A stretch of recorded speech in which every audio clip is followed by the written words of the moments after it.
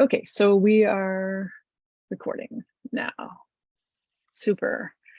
Okay, so well, welcome everyone. And I think we're having some Zoom issues. So I have a feeling other people will log in as the talks go on. But nevertheless, sometimes these sort of intimate, smaller sessions work just as well. So basically, I want to welcome you to the Environmental Media Lab, our grad scholar in residence or virtual residence series. And I want to thank Crystal for setting this up. So I'm Mel Hogan. I'm the director of the Environmental Media Lab, and I'll be hosting the session and moderating. The idea for today was to have two short presentations and then have a lengthier Q&A with the speakers. And we wanted to focus a little bit on methodology today. So basically both speakers, Tony Cho and Robyn Lee, are at the sort of the beginnings-ish. They have a very good idea of their projects, but they're still at the start of their thinking through how they're going to carry it out. And so we wanted to focus a little bit on those questions that I think would be useful to a lot of grad students. It's like, how do you settle on an idea, and then how do you move in and through it? How do you know it's enough, etc. So we'll discuss some of these things. So I'll introduce the two speakers. So the first presentation is by Tony Cho. Tony Cho is an artist, designer, and PhD student at UC San Diego's Communication and Science Studies program. He's interested in environmental transitions in the Trans-Pacific area and will be focusing on the history of environmental waste and military bases in South Korea. That's his general bio for the EML residency. And then we have Robyn Lee, who's a master's student at Simon Fraser University's Urban Studies program and research assistant for Hey Neighborhood Collective. Her research project looks at extreme heat in Vancouver and histories of environmental science. And so for Tony on Twitter, it's Tony H. Cho, C-H-O. And for Robyn's Twitter handle, it's RBYN_LEE. So if you want to tweet as we go, that's also very fine. So we will start today with Tony's presentation, about 15 minutes. Is that right, Tony? That's what we'd settled on. And then we'll go to Robyn, and then we'll just have a very casual conversation about methodology and other things. Okay, so I'll mute myself, and Tony, I am handing it over to you. All right, thank you, Mel, and thank you, Crystal, for setting all this up. It's been a very hectic month, but I feel like I've made some progress on the project thanks to you guys. So I just want to say thanks, and yeah, let me just start by sharing my screen. Okay, yeah. So today I'm going to be talking to you guys about kind of preliminary research I've been doing. So I'm a second year in my PhD program. So, I haven't done any fieldwork yet, and I still have to do like my qualifying exams. So just trying to set kind of like the stage for like doing research of that sort. And so, yeah, and I can start now. So today I'll speak to you all about my upcoming research that deals with the presence of US military bases and how they renegotiate space in South Korea. Military bases, while never ignored in literature of Korea's development or in research about the United States' imperial ambitions over the Pacific, I argue, remains an underspecified subject in studies of state power and sovereignty. And so often military bases are represented as a military apparatus characterized as one that ensures order and stability and the safeguarding of territorial integrity of the nation state. This definition of military base is taken for granted and often in research serves as scholarly landmarks or signposts of what imperial occupation is and how they work to create what Agamben calls a state of exception.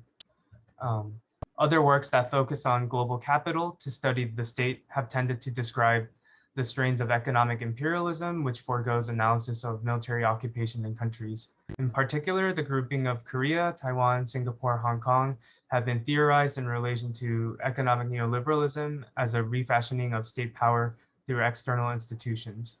While these concepts provide a theory of uneven development, which presents an understanding of the role of the global market in negotiating massive geographical changes, its global specificity comes at the price of a much more local one that is situated on the specificity of the territory itself. And so For me, I would like to situate this talk somewhere in between these two interpretations of imperial occupation, military bases neither as exceptional zones or ones that remain outside the scale of global capital. While conceiving of military bases as exceptional zones can help describe what military bases as a territory do, such territories are often conceived of as fixed, when in reality, military bases and their relationship to land, labor, and imagination are always in flux.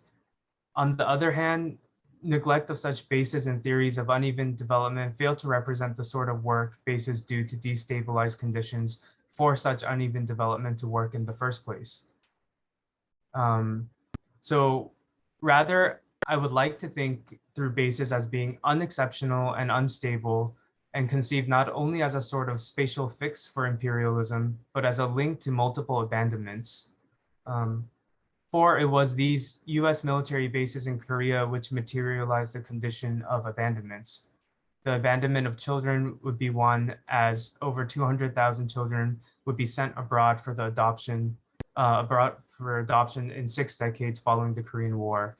Under President Syngman Rhee's child placement services, many Korean mothers would be coerced to give up their mixed race children up for adoption to see through Syngman's one nation, one race model for society. While mothers would be coerced to abandon their children, these women would also be abandoned by the state and Korean society. These women belonging to economic zones called camp towns would provide a host of services to US military soldiers, including prostitution as a means of survival and national development. President Park Chung-hee in 1963 would allow for prostitution in these camp towns to be legalized and develop over 100 more camp towns near bases as an economic mechanism. These women would be highly stigmatized in Korean society and would be abandoned again when bases would begin to be decommissioned in 2002 with President Roh Moo-hyun's Sunshine Policy, which meant that these residents that have been living in these camp towns would get kicked out in favor of redevelopment. It would only be in 2022 that the Korean government would admit to forcing young women into prostitution for the sake of the country during the 1960s. And, and that's only happened in the last couple months. So that's kind of to set the context for, where I want to take the idea of abandonment. And finally, we have the US Army's abandonment of military bases themselves. There are many reasons for the US military's abandonment of these bases, but ones that circulate among those who pay attention to these movements include the reorganization of bases due to changing priorities of US military presence. From a policy of securitization as a preemptive defense on North Korean invasion to becoming a pressure point and observational outpost for China's movements, bases within the last few decades have been reorganized geographically from deterring invasion to observing another nation. Another reason that many have noticed is that failures of military campaigns in the Middle East have influenced the reconsolidation of a spread out US military force into fewer crucial locations, especially in the Pacific.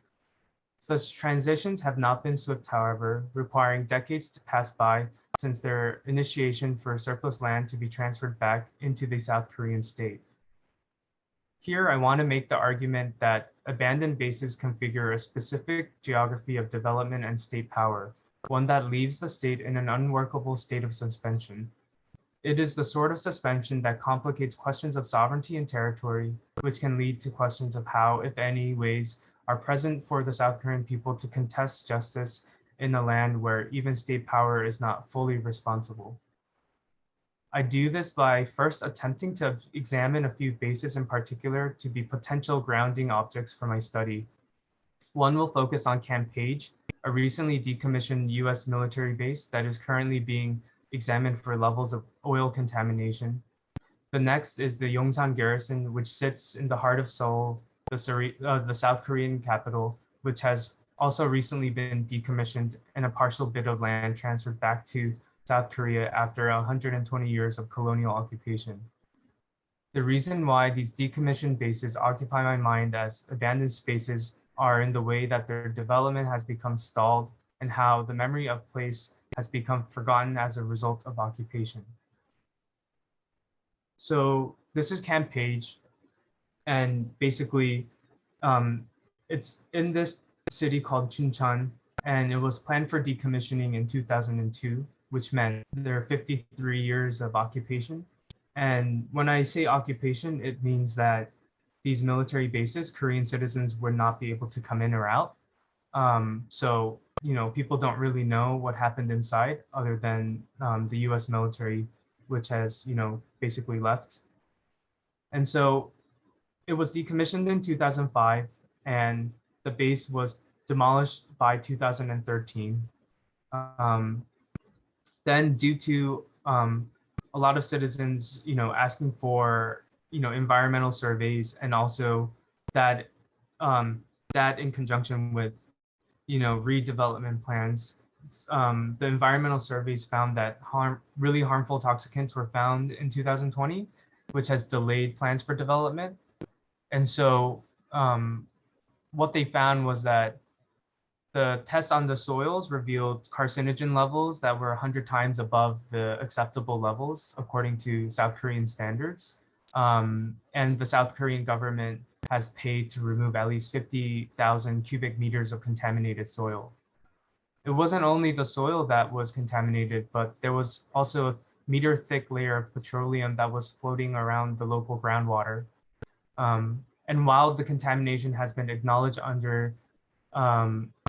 by the U.S. military, under the U.S. principle of Kisei, which is known imminent substantial endangerment to human health, unless someone can find a direct correlation with the pollution and its harm on human health, the military has been protected under law of not being responsible for said pollution. And so,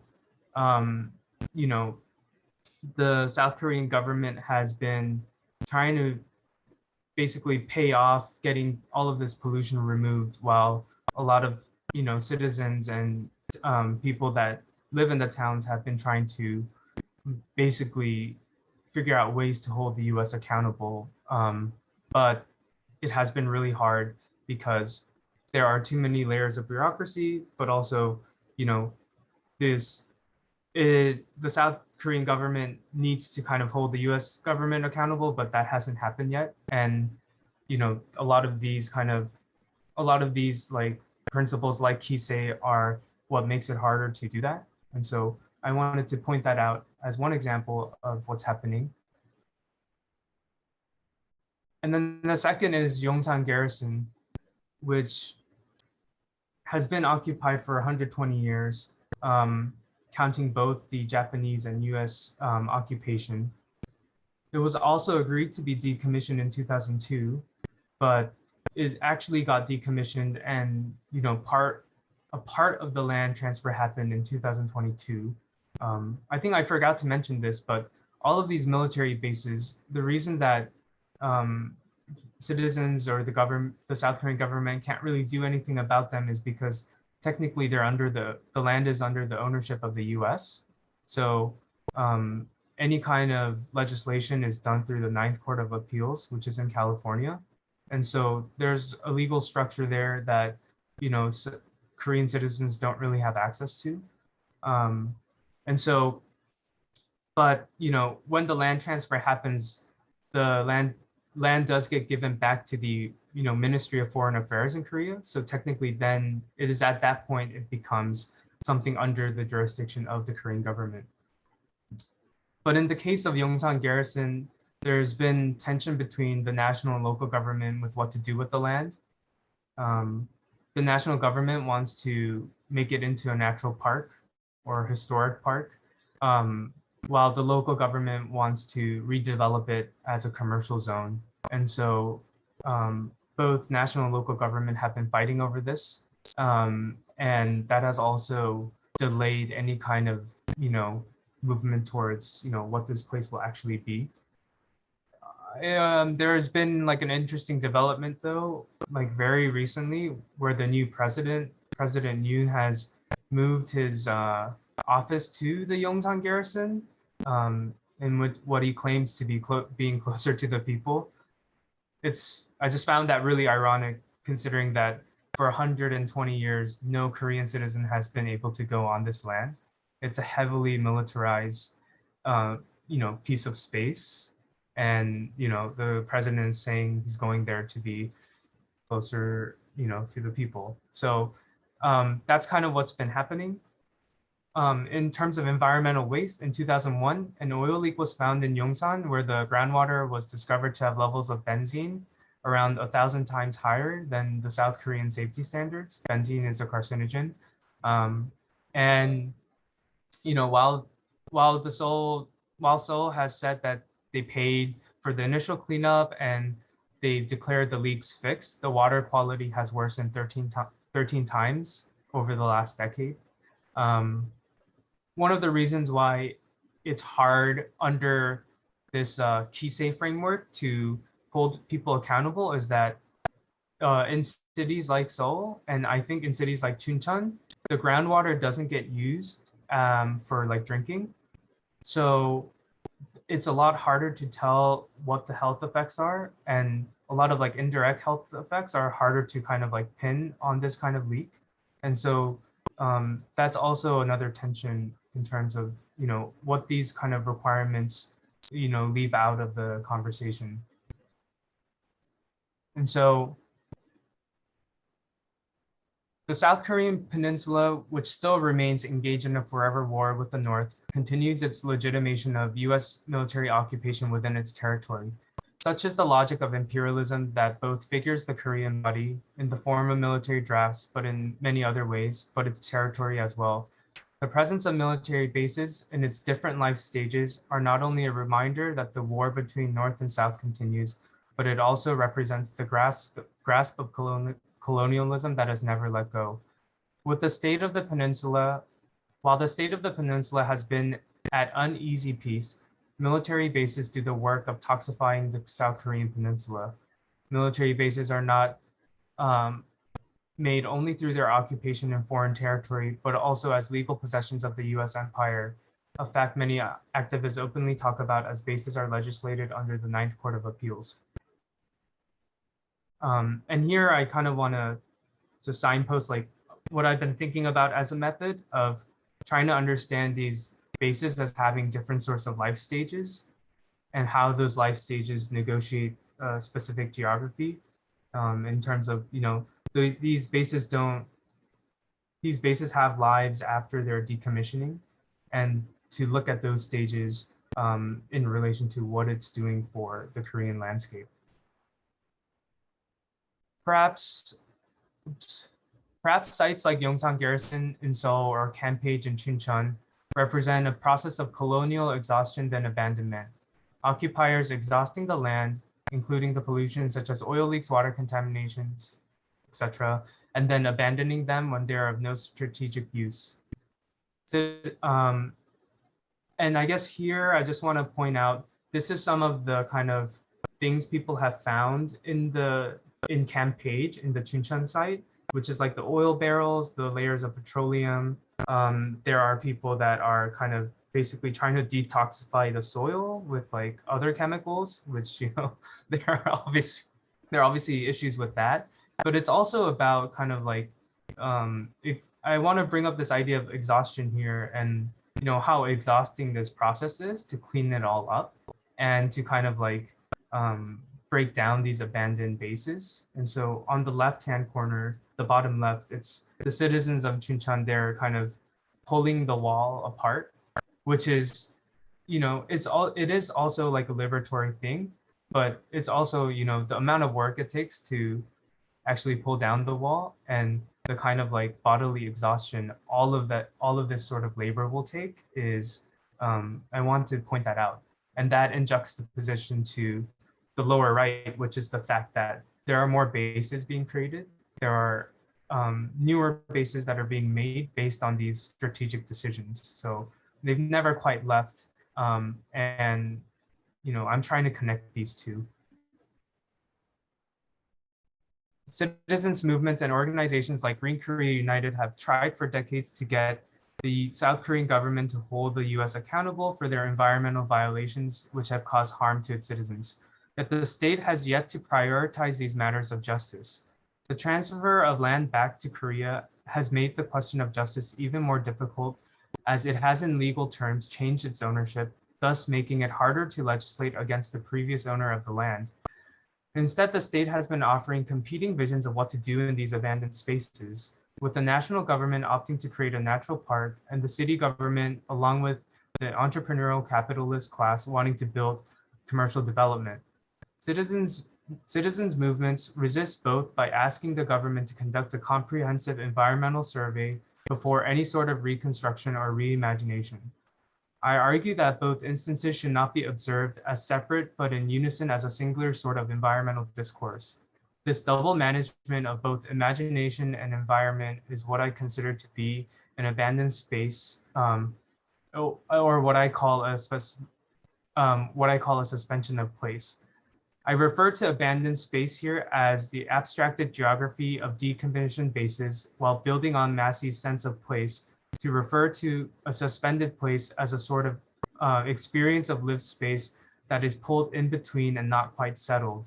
In particular, I'm interested in this suspension of place and what it means for a South Korean solidarity movement focused on environmental justice as intersecting with anti-imperial resistance and restoring good relations in the peninsula.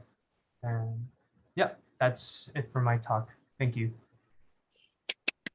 Thank you so much, Tony. That was incredible. Like, there's nothing I love more than a talk that is rich with these like really like almost like poetic, evocative terminology that we can play with afterwards. So that was phenomenal. Thank you so much.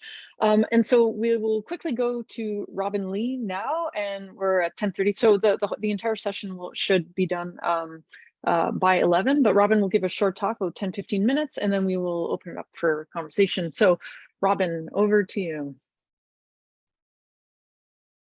Okay, thanks. And I will share my screen, which I feel like everyone just has to say.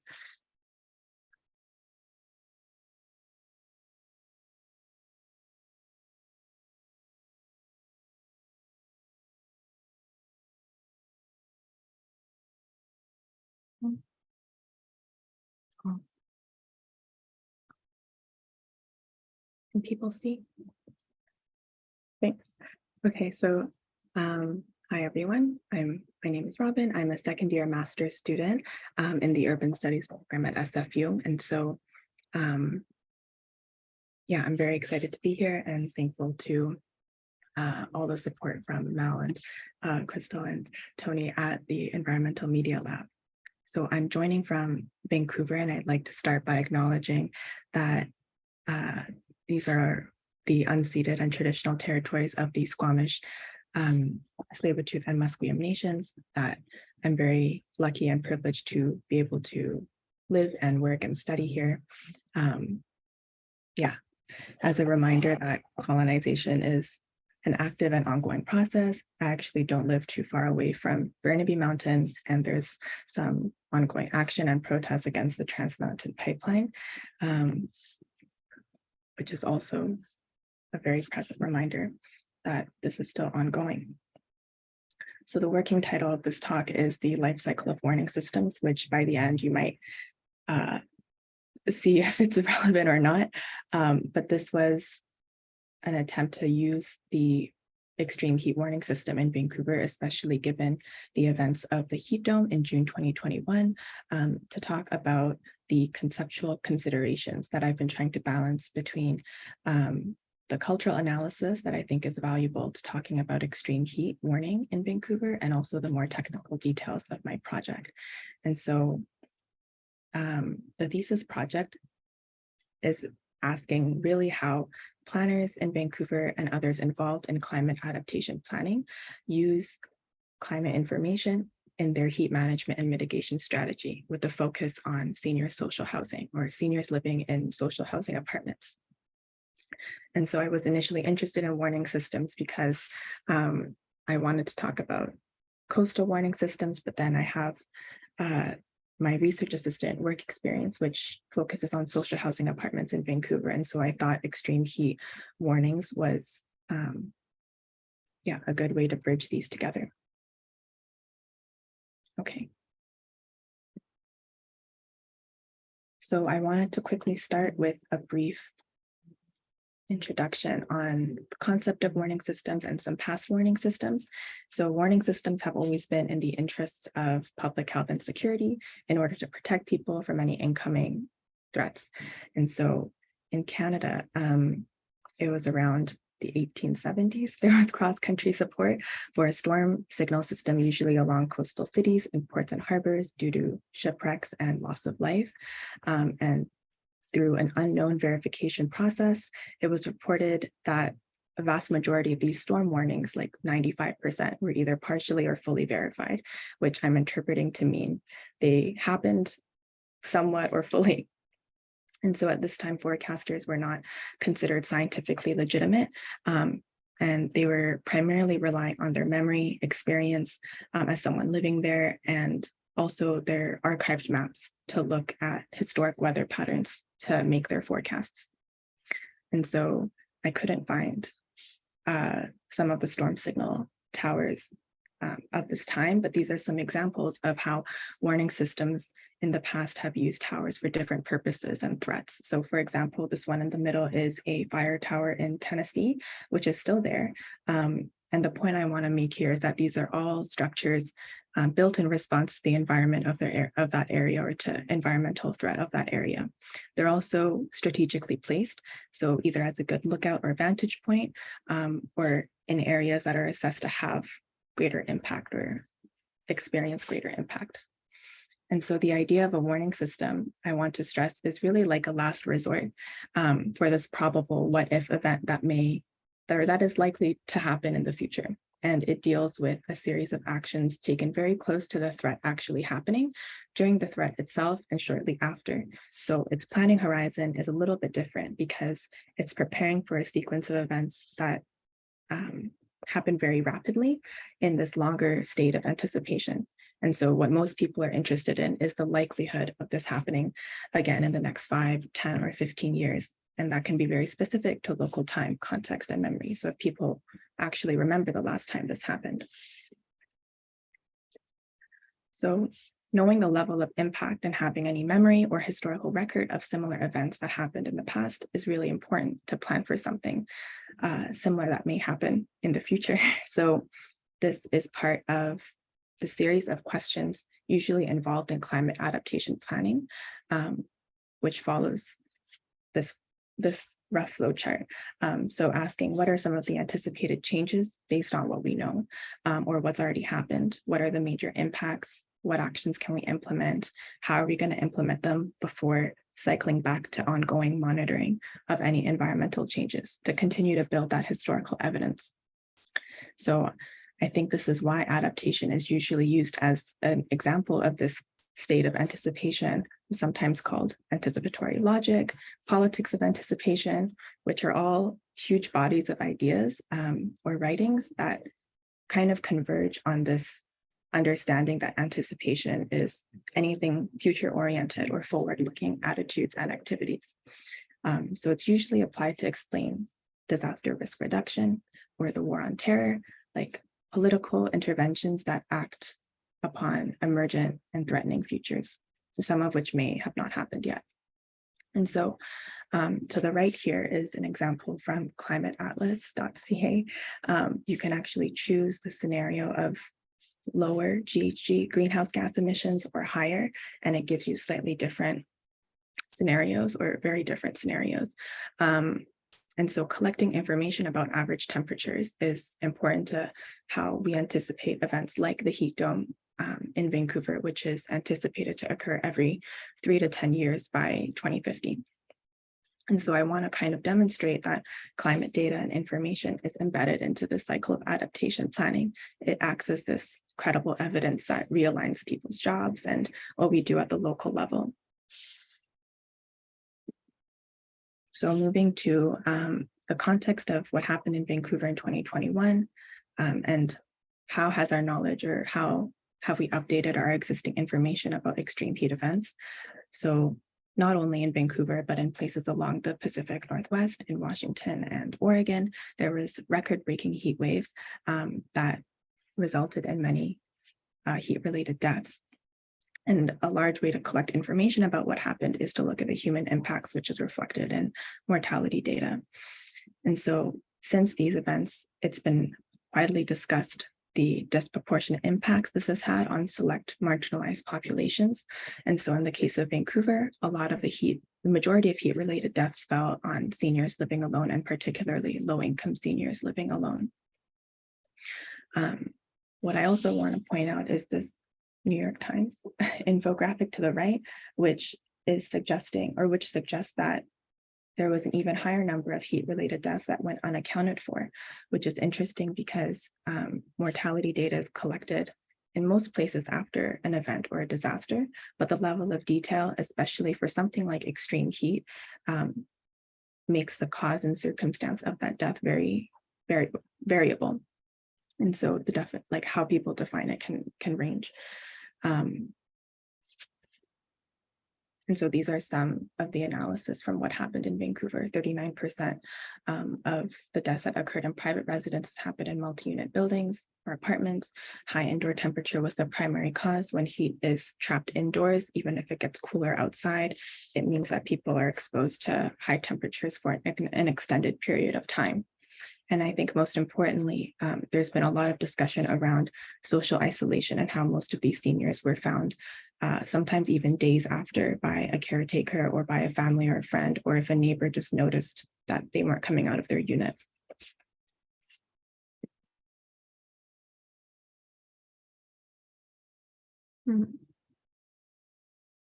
Okay, so in response, the province has renewed or revised their heat alert and response system to be 2 tiers. The first tier is heat warning, and the second tier is extreme heat warning. Common actions here fall in line with other heat response systems found in other cities. Summary includes increased surveillance of heat-related illnesses, public communication and messaging, so letting people know where they can find these alerts or how to receive them, what's important about this, increase social services, outreach to vulnerable individuals, and cooling centers, things like this. So what I want to bring attention to as well is that that the social isolation of many of the victims was also furthered by some of the physical isolation of apartments and towers, which is also added, or which the stigmatization of public housing also adds to. And so this is, I'm hoping to try and bring attention to not just the urban and health causations of extreme heat vulnerability, but all the underlying social and political forces that very much excluded many of these places. And so there is this very interesting documentary from NFB titled The Short History of the High Rise. And it actually titles kind of eras of high rises over time based on the material that was used to build them. And so this era of mass public housing, especially after the war, is called concrete because they were mostly built of concrete and steel. And it also offered this vision of the future of a middle-class lifestyle that was previously unattainable. Before moving into this next construction, next era called glass, which they use Vancouver as an example of to represent this new future that is largely financially unattainable and is exclusive to the wealthy. And so I think in cases of, so I think what I'm trying to get at here is, to a large extent, high rises and apartment buildings have always kind of represented or indicated a promise of future, of social progress. There are these huge feats of engineering. And in cities like Vancouver that are facing this ongoing affordable housing crisis, it also represents a future of growing densification. Urban growth has to be vertical, it has to go up. And it also represents this uncertain and unaffordable future where buildings we're not sure how well they can adapt to changing climate. And that these towers, I think, really represent different futures in the same urban landscape. So based on this, I'm trying to build a framework, adopting this idea of big future, little future, to approach the social processes of more about the everyday life in these places of precarity and isolation. And so this is a proposed concept to frame the tensions between what we know about what's happening in this larger future of global climate change, that summers will be hotter and drier, increasingly over time, there will be more wildfires, et cetera, compared to what we know at the smaller building level, or the little futures of the local unfolding of everyday life.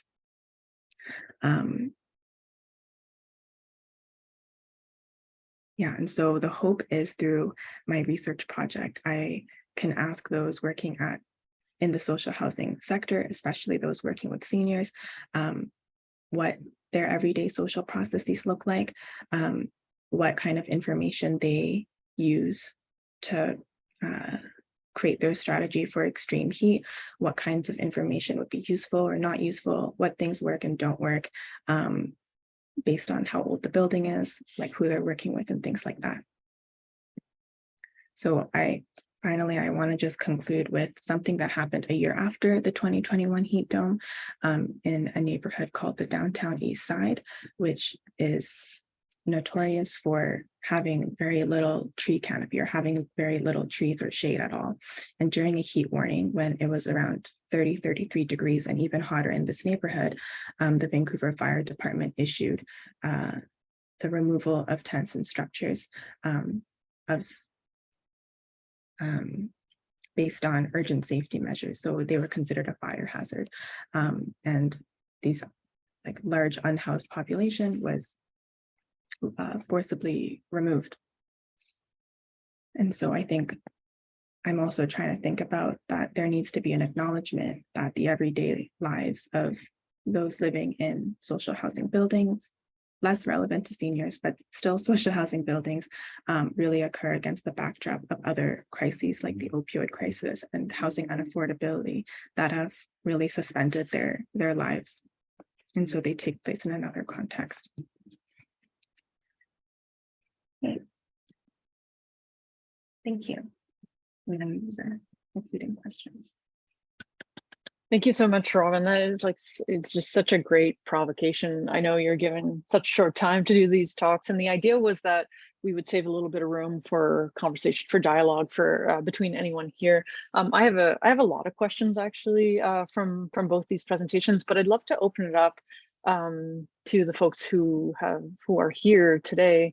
Who, if you'd like to ask either Robyn or Tony a question, you can unmute yourself or you can put it in the chat. I'd be happy to read it for you. And maybe just for a little bit of context, part of the difference between these projects is Tony is doing a dissertation and Robyn's work is actually resulting in a project, which is slightly different. I don't know, Robyn, if you want to say a little bit about that context, just to help orient maybe the discussion. Sure. Yeah. So project. I also, I think it is similar to like a thesis or dissertation, but it requires students to go out and do more empirical research. And so students are encouraged to conduct interviews, or actually the urban studies program is a program for mainly full-time working students. And so one of the pros is that many of the students here may already be very well into their career. And this is an opportunity for them to do some research outside of what their job allows them to do. And so often what you see happen is they worked on something in maybe their job in local government, and they want to do some academic research on this issue. And so because of the connection I have with the RA work at Hey Neighbor, I was able to fashion this into a project based on qualitative interviews. Yeah. Perfect. Thank you so much. So does anyone want to jump in and ask any questions? Sometimes it takes a second. So for people who don't know, one of the outputs that we have through this grad scholar in residence program is short articles in a journal called Heliotrope. And so Tessa Brown, who's the editor, is here today as well. And so both Tony and Robyn are working towards a short piece for that. So if there's any sort of feedback that you have for them for that output, I mean, that'd be more than welcome. The other thing that we wanted to do today is a little bit because, I mean, there's not much evidence that either Tony or Robyn are just at the beginning stages of their research. I feel like these are really well grounded. In fact, Tony, you use the term, you know, having grounding objects for your research, but I think there's evidence of this in both of your talks. Both of them had this incredible sort of historical depth. Both of them were grounded in these objects, as you say, but an object can be, in this case, something like a threat or something like a military base. And so I thought there was like you know, just the work I've seen happen through the month, that kind of anchoring and grounding was really impressive. And I think what it does when you have all of these elements in place is that you create really like a kind of research situation, something that really pulls in the audience into a particular, you know, into your research question. So I've just seen it sort of evolve over the month, and I'm like, I don't know, I was really gripped by both of your case studies. I really thought the way that you were able to also give us some visual context was really really important in this. So if we want to talk about methodology a little bit, I've seen that evolution over the month, but I think, you know, I would like to know a little bit more, either about the kind of like your process for the literature that you draw from, or where some of those really, I would say rather evocative concepts come from, whether it's this idea of state of suspension, whether it's these, you know, all of the work around, you know, big future, little future, I think was, you know, attributed clearly to someone, but I just sometimes I'm like wondering how, what is it that you grasp onto? How do you situate yourself within literature? And what is it that helps you shape a project, especially at the early stages of your work? So I don't know if Tony, if you want to start a little bit around how you work through the literature, and then we'll pass it over to Robyn.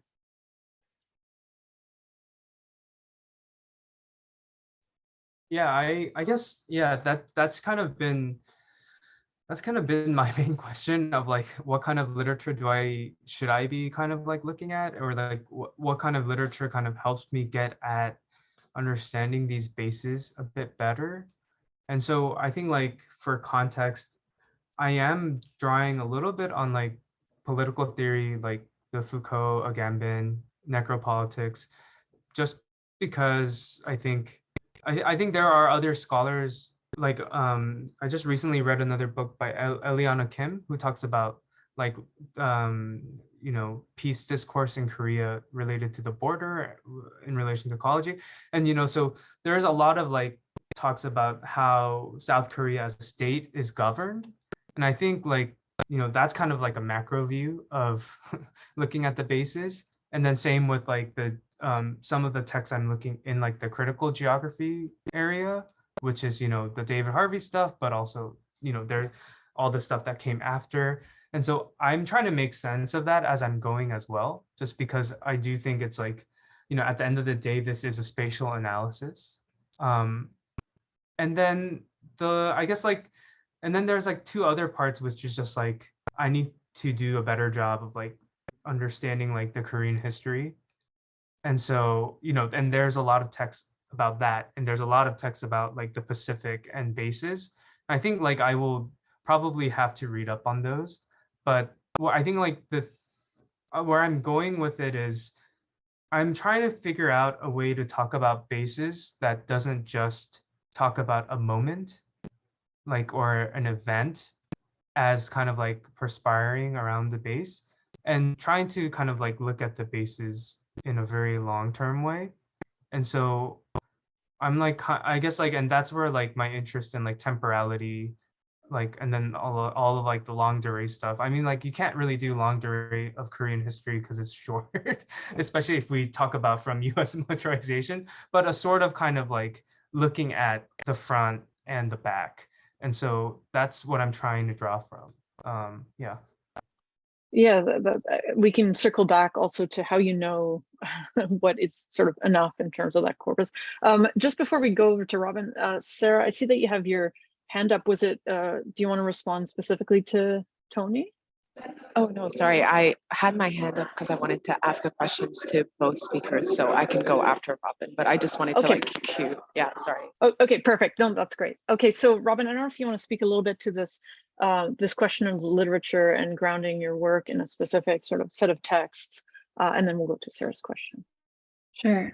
So in terms of the kinds of literature I was trying to draw from, I spent some time really learning about area of future studies because I was reading about adaptation planning, and then it led me down this hole of anticipation and looking forward to the future, and really like less conventional conceptions of time, because we're working on the future presently. And so that was a large body of work that I tried to draw from, and also at the same time trying to understand, as well as also trying to understand like the science behind adaptation planning, which was also fairly new to me. And so I think some of the challenges I found in understanding some of this research helped narrow it down, because it became more of a question of how to relate these larger things that I was reading to, and making it relevant to the kinds of conversations I hope to have with the folks here. And so politics of anticipation and things like this are also talked about at the international level. So like the environmental governance at some of these international organizations. And so the question of how to relay in more layman's terms about climate science and information, and maybe some of the frustrations that environmental scientists have had over the years to planners and things like that,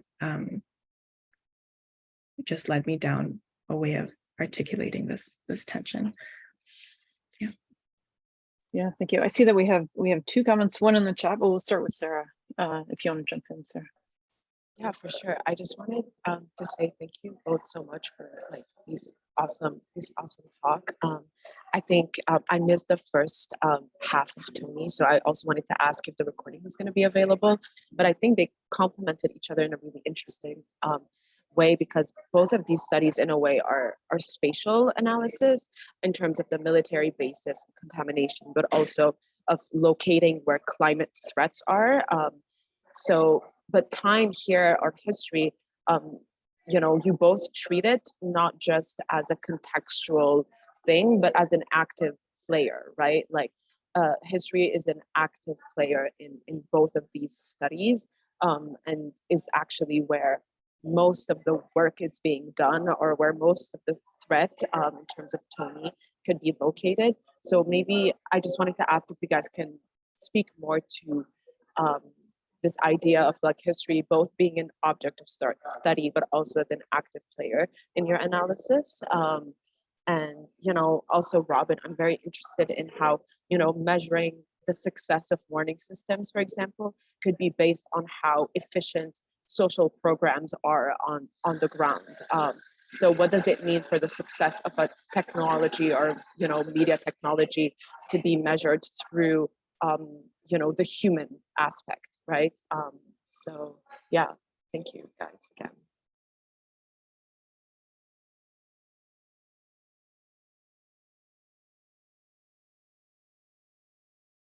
I guess I'll just respond. Yeah, Sarah, thank you for the feedback and the comment. Actually, I hadn't actually thought about what you had said as like something that I was doing, but now that you bring it up, it kind of does make a lot of sense, and kind of, and I think I am interested in the way that people have talked about Korea.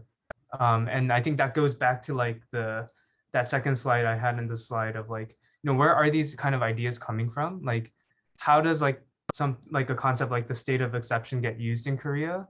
And, what is that really centering like the politics, or like the kind of like ideas on? And in that case, I kind of pointed out to the fact that, a lot of this talk about the state of exception comes from the DMZ line. and the 38th parallel, and that how that creates kind of a legitimation of a military state. But then, you know, and I think I like somewhat agree with that, but then there's always this thing of like, but what about the life of people in South Korea? And like, I think like in the case of these military bases, it talks a lot more about the life of people just because, you know, it's like literally in so many of these cities. And I think like this kind of gets to the question that is in chat of like the population density. Like a lot of these, like Yongsan Garrison, it was like literally in the middle of, it's in the middle of Seoul. So it's like in the middle of the city. And there are other bases that are kind of like closer to cities. There are also things that are more like outside. And so there's not a lot of population density, but that hasn't always been the case. And that's because back when people were deciding where bases would be, you know, the Korean government actually put a lot of pressure on the US military to have them close to big populations as a deterrence for like potential North Korean invasion. And so this was kind of like used as a buffer. And it was partly because the US never actually, you know, actually said that they will protect South Korea. And so this is like the difference between military bases in Japan and Korea is Japan's land, if the US military has said they will defend it like in writing, versus in Korea that has not actually been acknowledged. So it's more like a military outpost that they're just using. So yeah.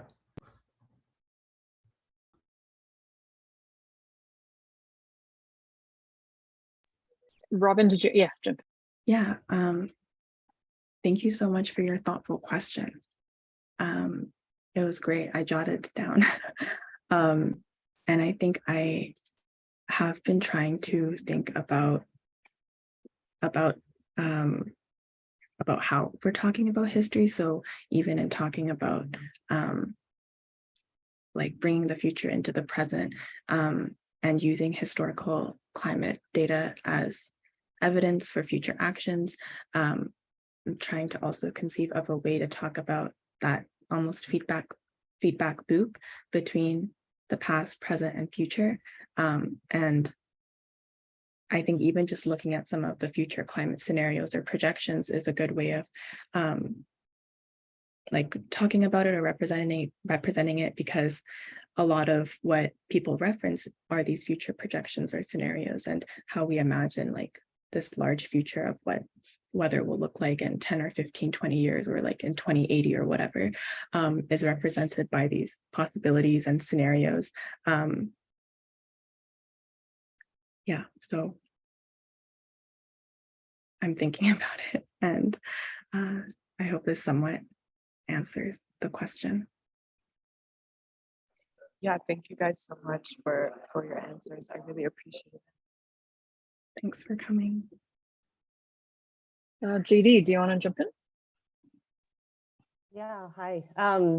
First of all, thank you so much for making this an open session. I appreciate it. I'm in Treaty 6 territory right now, and I'm from outside Vancouver. So I appreciated, Robyn, your talk, and also Tony's talk. And I guess one of the things that I was sort of interested in that seemed to join the talks, obviously, is the question of, you know, the materiality of US empire and also settler colonialism, and the kind of tools of environmental sensing that sort of crop up in both of your talks. And so I was wondering if you could each talk more about, you know, what sounds to me like sort of a new turn in thinking about temporality and environmental sensing. So, you know, Tony, part of the force of your argument, I think, has to do with building backwards, right? And thinking historically about these abandoned bases that have a kind of life cycle, right? And then in Robyn's case, obviously a kind of anticipatory logic of thinking about how environmental sensing has direct impacts on the future. So just an open question to you both about how you're thinking about the temporality of these sensing technologies. Thanks.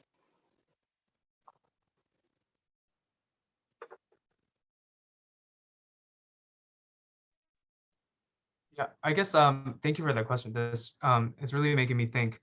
I think like part of the use of, I think the reason why the use of history and thinking through temporality really helps in this kind of project for me at least is partly because of kind of like the constraints of like those environmental conditions in terms of like there actually isn't like a lot of these decommissioned bases, it's hard to do real environmental surveys or like full-fledged environmental surveys to figure out exactly what happened.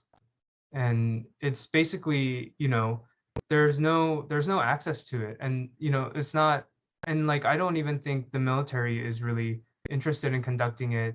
I don't think the South Korean government is interested in conducting it. I think everyone just wants this all to pass. And so I think in that sense, like, you know, the history of how these bases came to be and how they got decommissioned and the sorts of kind of stories or like the sorts of kind of like, you know, ideas of like what gets left or like what gets abandoned in this space, like that offers like, I guess a small window to think about like environmental waste. And so I'm trying my best to kind of like bring that question of environmental waste to the forefront given that there's such a lack of data. And so, you know, I'd be interested to hear like, you know, if there are other ways to do that. Yeah. Thank you for your question. I think, yeah, I tried my hand at reading about environmental sensing. And I think it's interesting, Tony, like the last comment that you said about just the lack of data, because I think something that I was trying to work through is the explosion of data in climate research, and like the ways to monitor our outdoor environment in terms of average temperatures, how this has also kind of evolved over time, especially for vertical buildings, because when heat travels up, this can also vary how indoor temperature is felt. And then the phenomenon of urban heat island, which is when heat is trapped and like absorbed in because of the built environment, like because of the amount of concrete or things like that, have also been not recent, but still relatively, I think, newer. So your question just kind of got me thinking about how environmental sensing has changed over time and what's kind of missing in all the heat maps and like infrared visual diagrams that we often see when we talk about heat waves and things like that. And yeah, and then all the other ways that infrared cameras are used and et cetera, et cetera. Yes, I think JD's question is a good one to take with you. And sometimes it's hard to answer on the spot, but I think it's a really good one to take with you. And I promised everyone we would be free at 11 Mountain Time. So I want to wrap it up, but I'm just going to put a link here, a couple links. One is to the Heliotrope Journal, where sort of a version of these talks will appear in a few months. I don't know, we don't have a set deadline on that yet. And then also, if you want to be in touch with either Robyn or Tony or both, you should be able to find them through that link if you don't already know them. And I want to thank everyone really just for coming. I know that everyone's a bit zoomed out by now, and end of October is sort of like a heavy time for most folks in academia. So thank you so much for coming, for being so generous. Your questions were really fantastic, and I hope Tony and Robyn got a lot out of it. Yeah. Thank you so much, everyone. And just as a reminder, this will be up on YouTube eventually when we get around to it. So thank you so much, everyone. Bye. Thank you, everyone. Bye, thank you.